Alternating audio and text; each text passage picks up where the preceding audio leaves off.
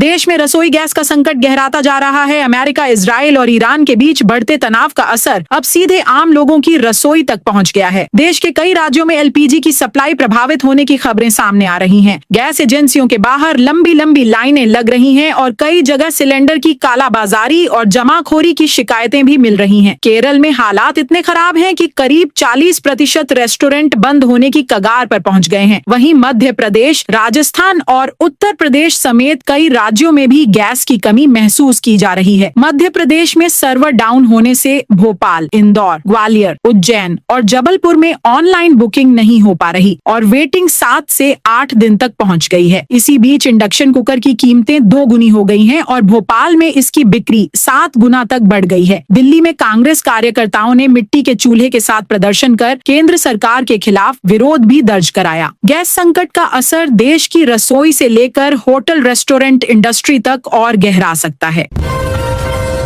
Iran के supreme leader Ali Khamenei की मौत के बाद शिया समुदाय में नाराजगी की खबरों के बीच यूपी में हाई अलर्ट जारी कर दिया गया है। प्रदेश के डीजीपी राजीव कृष्ण ने सभी संवेदनशील इलाकों में सुरक्षा बढ़ाने के निर्देश दिए हैं। पुलिस और प्रशासन को सोशल मीडिया पर कड़ी निगरानी रखने को कहा गया है। वहीं कई जगह ड्रोन से भी नजर रखी जा रही है। वाराणसी में हालात को देखते हुए खास सुरक्षा व्यवस्था की गई है। मस्जिदों में आज नमाज 2 शिफ्ट में अदा कराई जाएगी और कई संवेदनशील इलाकों में अतिरिक्त पुलिस बल तैनात किया गया है। ज्ञानवापी और लाटसरैया इलाके में कड़ी सुरक्षा के बीच नमाज होगी। अब्दुल बातिन नोमानी के मुताबिक रमजान के आखिरी जुमे यानी अलविदा जुमे की नमाज अदा की जाएगी। मस्जिदों में भीड़ को देखते हुए कई जगह छतों पर टेंट लगाकर अतिरिक्त व्यवस्था भी की गई है।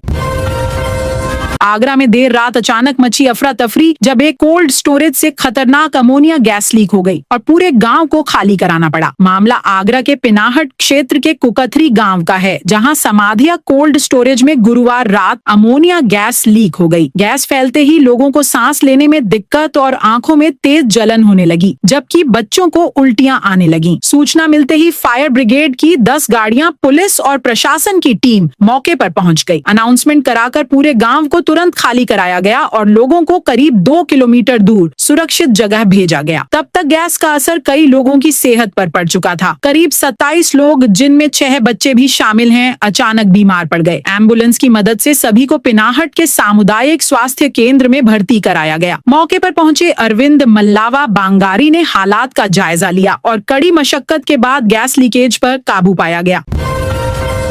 अयोध्या में मंदिर की करोड़ों की जमीन पर बड़ा फर्जीवाड़ा और दूसरी ओर सोशल मीडिया पर खुली धमकी ने सुरक्षा एजेंसियों की चिंता बढ़ा दी है। अयोध्या के ठाकुर राम जानकी मंदिर राम कचहरी धाम की जमीन को फर्जी तरीके से हड़पने के मामले में अदालत ने सख्त रुख अपनाया है। मुख्य न्यायिक मजिस्ट्रेट सुधांशु शेखर उपाध्याय की अदालत ने लेखपाल सर्वेश मिश्रा और विवेक दास उर्फ बजरंग दास के खिलाफ केस दर्ज करने का आदेश दिया है। कोर्ट ने थाना कोतवाली नगर पुलिस को 3 दिन के अंदर रिपोर्ट दर्ज करने के निर्देश दिए हैं। प्रारंभिक जांच में अदालत में फर्जी शपथ पत्र दाखिल करने की पुष्टि हुई है। वहीं प्रयागराज में आशुतोष ब्रह्मचारी पर हमले के मामले में सोशल मीडिया पर जिम्मेदारी लेने वाली स्वाति अघोरी ने नया पोस्ट कर चंद्रशेखर आजाद रावण को अगला निशाना बताकर धमकी दी है। इन दोनों मामलों ने प्रशासन और सुरक्षा एजेंसियों को अलर्ट कर दिया है।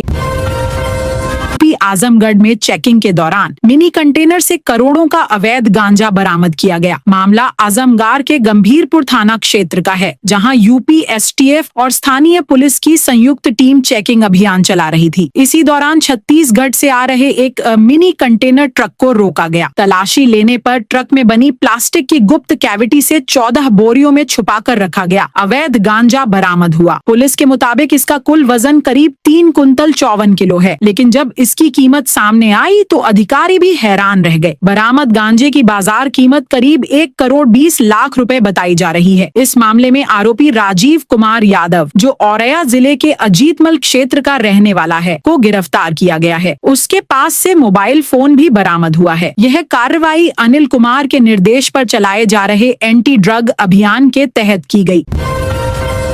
यूपी के बदायूं से एक सनसनीखेज वारदात सामने आई है, जहां हिंदुस्तान पेट्रोलियम के 2 अधिकारियों की गोली मारकर हत्या कर दी गई। घटना बदायूं की है, जहां हिंदुस्तान पेट्रोलियम के डीजीएम सुधीर गुप्ता और असिस्टेंट मैनेजर सेल्स हर्षित मिश्रा को ठेकेदार ने गोली मार दी। आरोपी अजय प्रताप सिंह उर्फ रामू प्लांट में पराली वेंडर था। करीब 3 महीने पहले उसकी फर्म ब्लैकलिस्ट कर दी गई थी, जिसके बाद से वह लगातार धमकियां दे रहा था। 4 फरवरी को हर्षित मिश्रा ने शिकायत दर्ज कराई थी और सुरक्षा भी मांगी थी। वहीं सुधीर गुप्ता धमकियों से परेशान थे। घटना के बाद ब्रजेश सिंह ने लापरवाही के आरोप में थाना प्रभारी अजय कुमार और एसआई धर्मेंद्र कुमार को सस्पेंड कर दिया।